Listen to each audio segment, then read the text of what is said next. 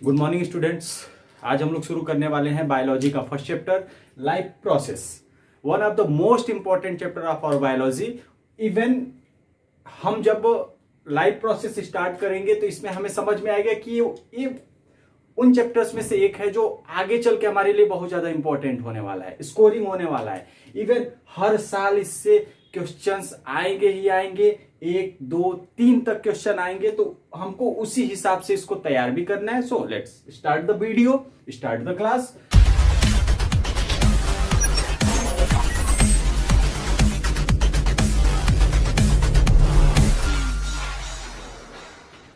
First of all, what is the meaning of life? What is the meaning of living and what is the meaning of non-living? ये चीजें हम clear कर लेते हैं। वैसे तो आप प्रीवियस क्लासेस में इसको पढ़ चुके हो, बट फिलहाल हम इसको समझ लेते हैं कि लिविंग और नॉन लिविंग को हम कैसे डिफरेंशिएट करेंगे। So if we talk about living, they perform some basic functions like they respire, they locomote, they digest the food. तो ये कुछ बेसिक फंक्शंस हैं जो एक लिविंग करता है।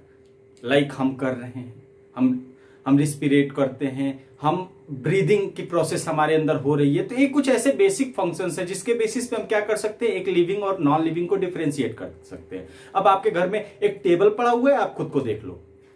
टेबल के अंदर रिस्पिरेशन होगा? बिल्कुल नहीं होगा। आपके अंदर होगा? हाँ हो, एकदम वहां पे क्लियर विजिबल है कि हाँ हम सांस ले रहे हैं, पर टेबल सांस नहीं ले रहा है।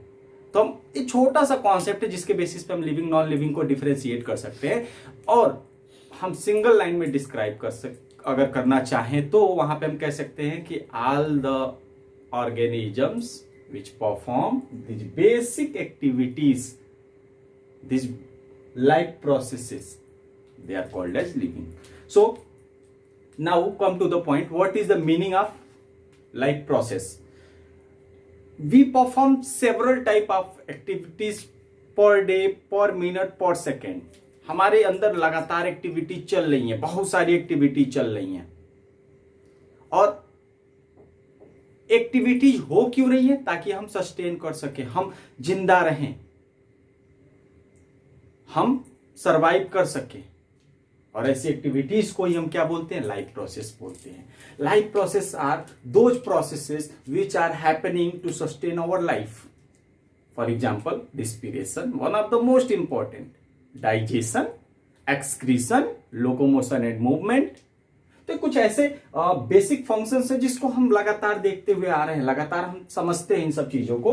तो एग्जाम्पल में respiration, digestion, circulation, excretion, reproduction. एक ऑर्डर में आपको बताऊं तो हमने खाना खाया, सिंपली समझ लेते हैं। हमने खाना खाया, हम खाना खाए, खाना अंदर गया, इसका डाइजेशन हुआ। अब डाइजेशन का मतलब क्या है आगे हम लोग समझेंगे, बट यहां पे मैं बता दूं, फूड क्या है? कॉम्प्लेक्स है भाई। रोटी वगैरह खा रहे हैं, ये कॉम्प्लेक्स है। इसका डाइजेशन होगा तो ये सीधे सीधे सिंपल फॉर्म में आ जाएगा, लाइक अपने मोनोमेरिक सिंपलेस्ट फॉर्म में आ जाएगा। और अब जब डाइजेशन के बाद, अब ऐसा नहीं है कि हमने खाना खाया इंस्टेंट हमको तुरंत एनर्जी मिल गई। अब इसके अंदर कुछ प्रोसेसेस होंगी, और ये जो हमारे यहाँ पे जो सिंपल फूड मिला है, इसका सिंपलेस्ट फॉर्म में जो हमको फूड मिला है, इसका ब्रेक डाउन होगा। और वो ब्रेक डाउन किसके प्रेजेंस में होगा? ऑक्सीजन के प्रेजेंस में। हम रिस्पिरेशन, जनरल रिस्पिरेशन की बात कर रहे हैं, तो वहां पे इसका ब्रेक डाउन हो जाएगा किसमें? कार्बन डाइऑक्साइड और वाटर में, और साथ में हमको क्या मिल जाएगी? एनर्जी। तो यहां पे फूड का इंजेक्शन हुआ, डाइजेशन हुआ, और वापस से हमको ये रिस्पिरेशन वाला प्रोसेस, यहां पे रिस्पिरेशन हुआ और हमको एनर्जी मिल गई। अब यही एनर्जी तो चाहिए हमको। हम इस समय कोई भी काम करें, हम इस समय पढ़ा रहे हैं, आप पढ़ रहे हो, ठीक है, तो वहां पे एक एनर्जी की रिक्वायरमेंट है। अगर हमारे अंदर वो एनर्जी नहीं होती तो क्या हम यहां पे खड़ा होकर आपको पढ़ा सकते? बिल्कुल नहीं पढ़ा सकते। तो this basic requirements are fulfilled by this processes, ठीक। अब एनर्जी मिल गई तो एनर्जी को ट्रांसपोर्ट, भाई अब उसको एटीपी के फॉर्म में एनर्जी हमको मिल गई, एटीपी यानी एडिनोसिन ट्राइफॉस्फेट, तो वो बहुत अलग अलग सेल्स हमारे अंदर, बिलियन ऑफ सेल्स हैं, अलग अलग जगह ट्रांसपोर्ट होनी है, तो किसके थ्रू, बाई सर्कुलेटरी पाथवे हो क्या होगी, ट्रांसपोर्ट हो जाएगी हमारे अंदर। अब पूरा का पूरा खाना तो डाइजेस्ट होगा नहीं, तो कुछ एक्सक्रीटा स्टूल के फॉर्म में हम उसको क्या करेंगे, एक्सक्रीट कर देंगे। तो ओवरऑल क्या है कि सब एक दूसरे से जुड़े हुए हैं, हम एक जगह से शुरू करेंगे और एंड हमारा कहीं और जाके होने वाला है। तो कुछ हम बेसिक जो इसमें पढ़ने वाले हैं, रिस्पिरेशन पढ़ने वाले हैं, न्यूट्रिशन पढ़ने वाले हैं, ट्रांसपोर्टेशन पढ़ने वाले हैं, तो ये जो है इंपॉर्टेंट लाइफ प्रोसेसेस है जिसके बारे में हम आगे चल के बहुत ही ज़्यादा डिटेल में पढ़ने वाले हैं। सो होप लाइफ प्रोसेस आपको समझ में आ गया है। मैं 1 मिनट के लिए हट जा रहा हूं, आप इसको नोट कर लो, इसको वीडियो को पॉज करके नोट कर लो, फिर मैं आगे चलता हूं। नाउ हम अगर बात करें कौन से सबसे बेसिक से लाइफ प्रोसेस हैं जो इंपॉर्टेंट है हमारे लिए, तो उसमें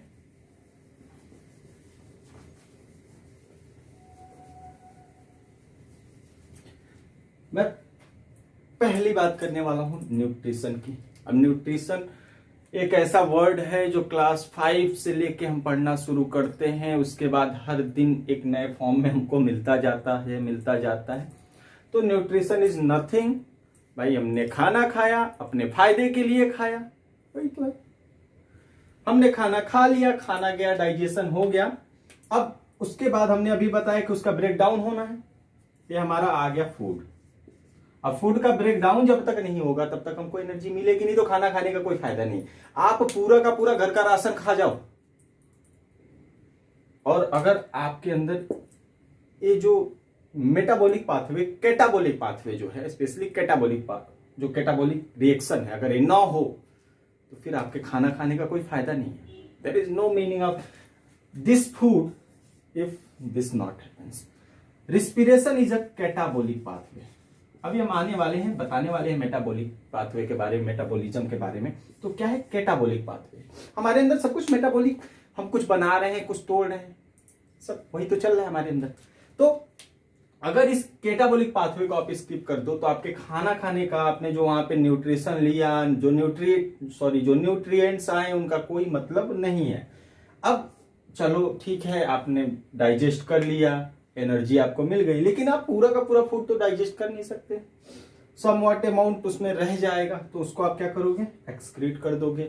एक्सक्रीट करोगे, अच्छा। अब एनर्जी हमको लगता है कि सिर्फ हम दौड़ने भागने के लिए, कूदने फानने के लिए, पढ़ने लिखने के लिए, लड़ाई करने के लिए चाहिए होती नहीं। हमारे अंदर क्या है कि मान लो कि ये हाथ है हमारा, ठीक है, इधर डैमेज हो गया, ठीक है।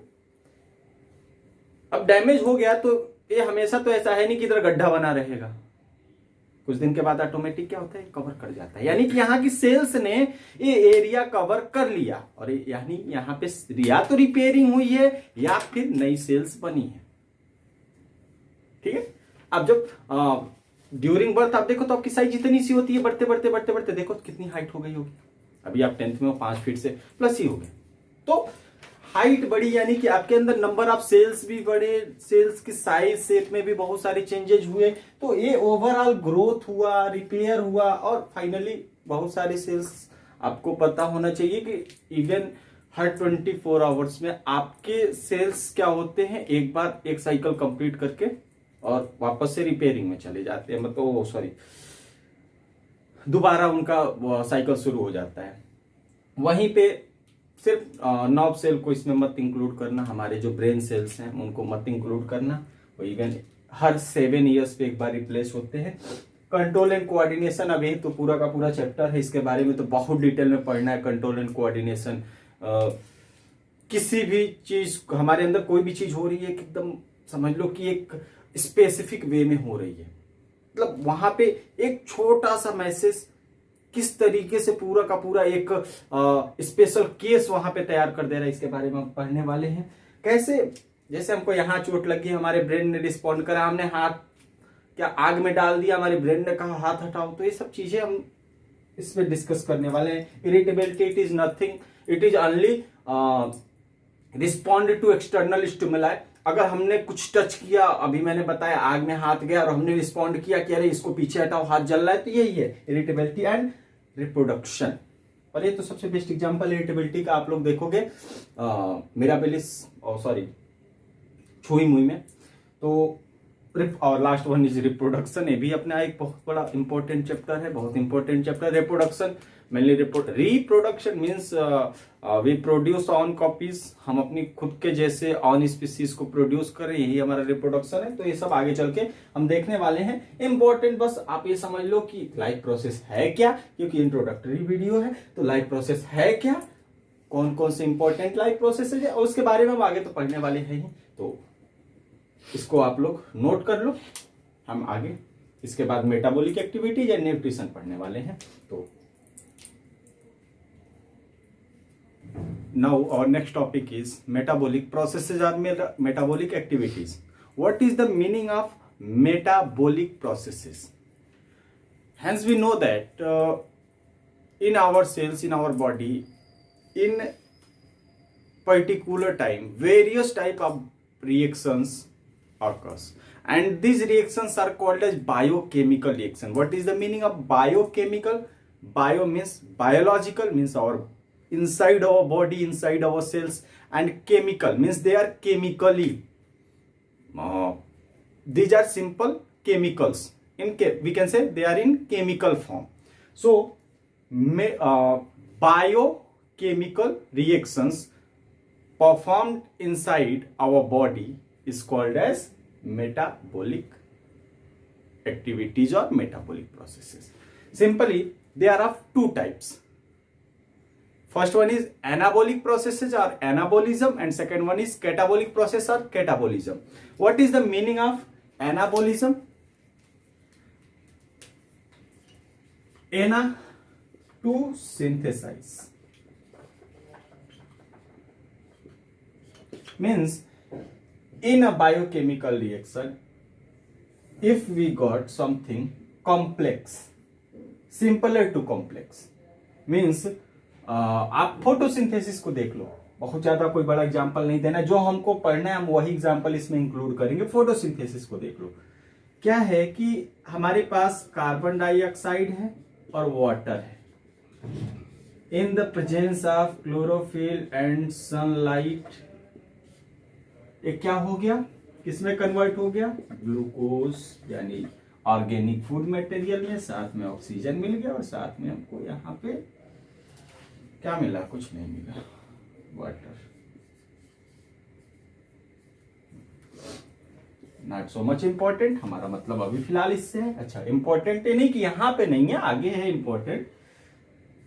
ये रहा हमारा कार्बन डाइऑक्साइड और ये रहा वाटर, इन दोनों ने मिल के क्या बना लिया।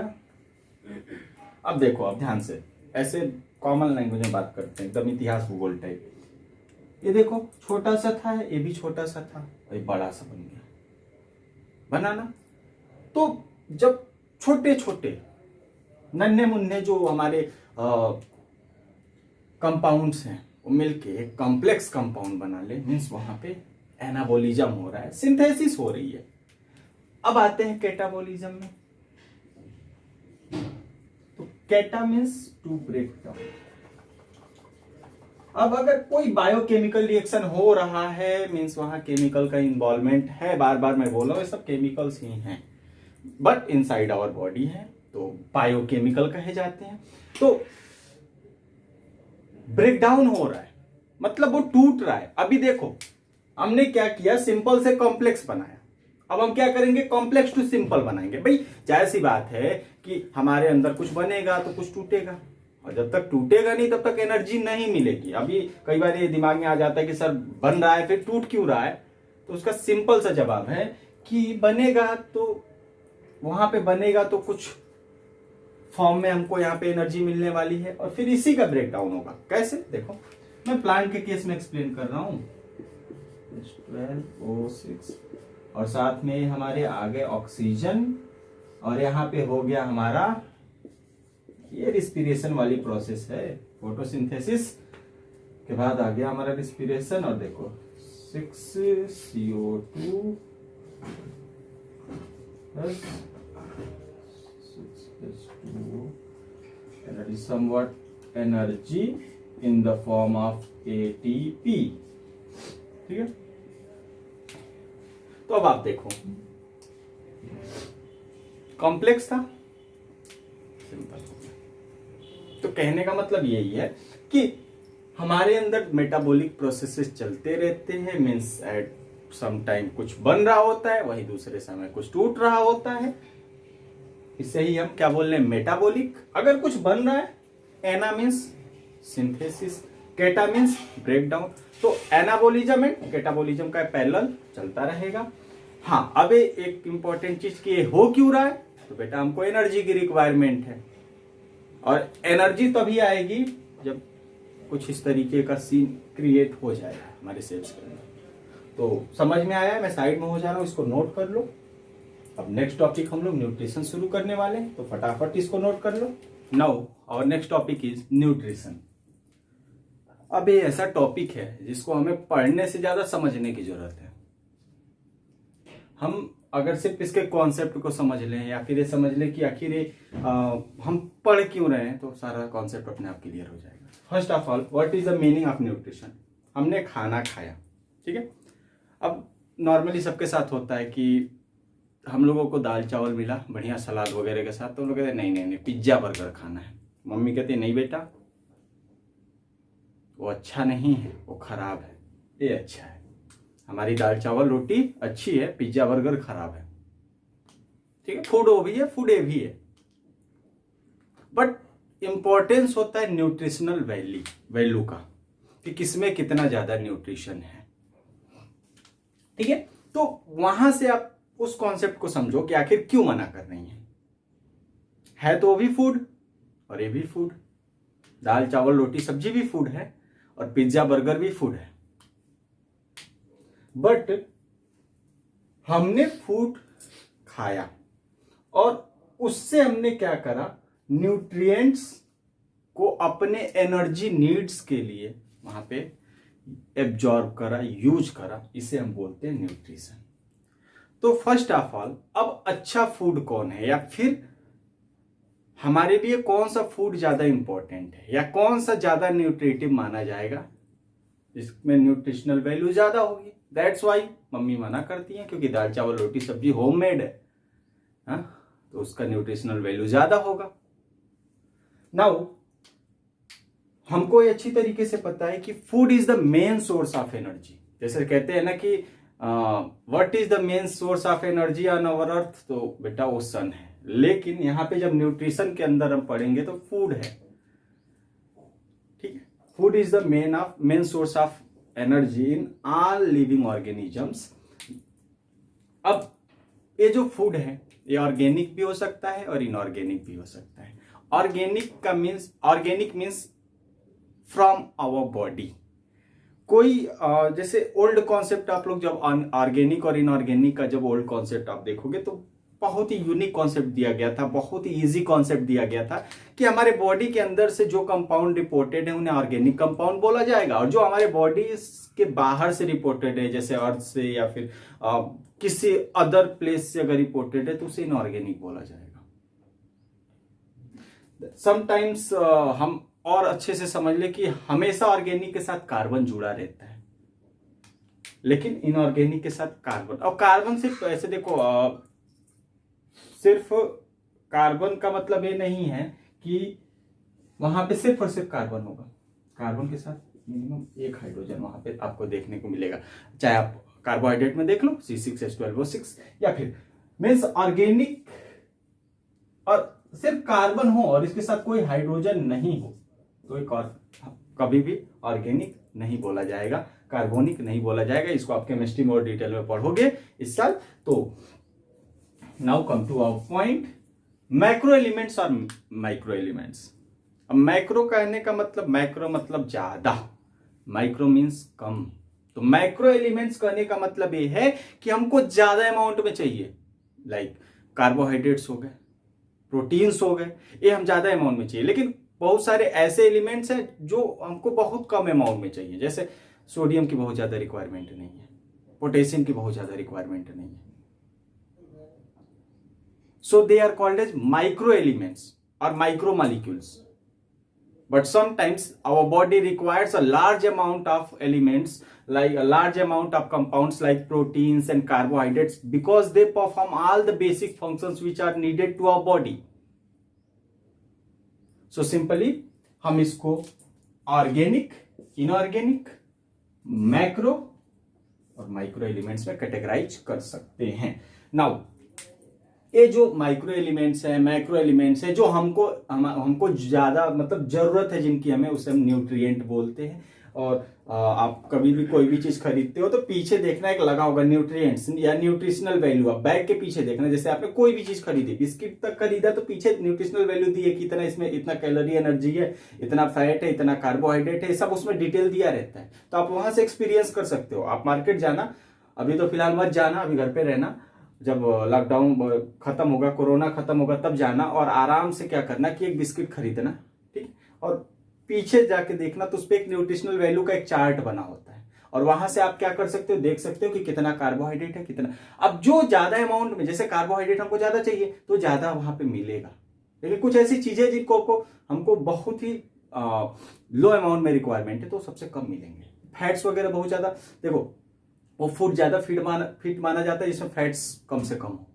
ठीक है. नाउ इनऑर्गेनिक एग्जांपल्स मैंने यहाँ पे कुछ लिख रखे हैं, जैसे सोडियम, क्लोरीन, पोटेशियम. ये एलिमेंट फॉर्म में है, ये हमारे अर्थ से रिपोर्टेड है. बट ऑर्गेनिक में देख लो हमारे बॉडी से रिपोर्टेड है, कार्बोहाइड्रेट, फैट्स एंड प्रोटीन्स. अच्छा, ऐसा नहीं कि पहली बार हमारी बॉडी में ही पाए गए हैं, नहीं. एक्चुअली क्या है कि इनको हमारी बॉडी से रिपोर्ट किया गया है.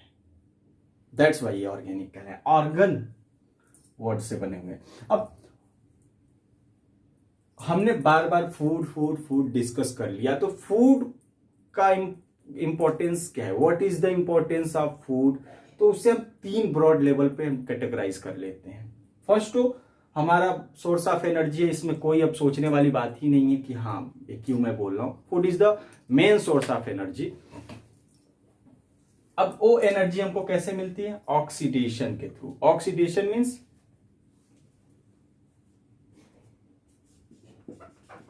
ये वाला रिएक्शन याद है अभी जो बताया था, इसका ब्रेकडाउन होगा, यही तो ऑक्सीडेशन है. C6H12O6, this is glucose, and in the presence of oxygen it get oxidized to form carbon dioxide and water with the release of somewhat of amount of energy. This is the oxidation. और ये energy कब मिल रही है, जब इस glucose का इस oxygen के प्रेजेंस में ऑक्सीडेशन हो रहा हो. अब केमिस्ट्री में आप पढ़ना है ऑक्सीडेशन और रिडक्शन क्या होता है, थोड़ा सा मैं बता देता हूं कि ऑक्सीडेशन क्या है, ऑक्सीजन का जुड़ना, ऑक्सीडेशन हो गया. ठीक, ये अभी आप पढ़ोगे, इलेक्ट्रॉनिक कॉन्सेप्ट पढ़ोगे केमिस्ट्री में, तो केमिस्ट्री का पार्ट है, आप वहां पे देखना. नाउ अब एक चीज ध्यान रखना कि एक लाइन यहां पे मैंने लिखी हुई है, मेंटेन टेम्परेचर. ये कैसे, आखिर हम इसको सोर्स ऑफ एनर्जी बोल रहे हैं और टेम्परेचर हमारा कैसे मेंटेन हो रहा है. हमारी बॉडी के अंदर अभी क्या है कि यहां पे जो एनर्जी निकल रही है, हीट एक तरह से रिलीज हो रही है, कुछ अमाउंट ऑफ हीट रिलीज होती है जो कि हमारे अंदर का टेम्परेचर मतलब मेंटेन करने में हेल्प आउट करती है. एग्जाम्पल इसके कार्बोहाइड्रेट एंड फैट्स. और फैट्स को लेके मैं आसान सा एग्जाम्पल दे रहा हूं. जिनके अंदर फैट ज्यादा होता है ना, उनको ठंडी बहुत कम लगती है, क्योंकि वो एक इंसुलेटिंग लेयर बना लेता है. तो एक तरह से टेम्परेचर भी मेंटेन करने में काम दे रहा है. वैसे तो है ही हमारे लिए एनर्जी का main source. Now formative function का मतलब हमारे अंदर कोई नई चीज बना रहा है या फिर कोई चीज खराब हो गई है उसे ठीक कर रहा है. अभी मैंने बोला चोट लगी, रिपेयर होगा, नई सेल्स बनेंगी. तो ये कब बनेंगी, जब हमारे अंदर ये फूड होगा, और स्पेशली क्या, प्रोटीन्स और मिनरल्स होंगे. स्पेशली प्रोटीन्स आपके अंदर, आप ये समझ लो कि आप 70 to 80% प्रोटीन पढ़ने वाले हो, हर जगह प्रोटीन पढ़ने वाले हो. प्रोटीन प्रोटीन प्रोटीन मतलब even protein is the most important form of molecule present in our body, जिसकी रिक्वायरमेंट हर जगह हमको पढ़ने वाली है. तो next one is regulatory functions. तो रेगुलेटरी फंक्शंस में आप लोग, जैसे अभी मैंने बोला ये रिएक्शन है, कई बार होता है बहुत स्लो होता है, या बहुत तेज होने लगा, खाना खाए एनर्जी खत्म, खाना खाए एनर्जी खत्म, एनर्जी मिल ही नहीं रही है।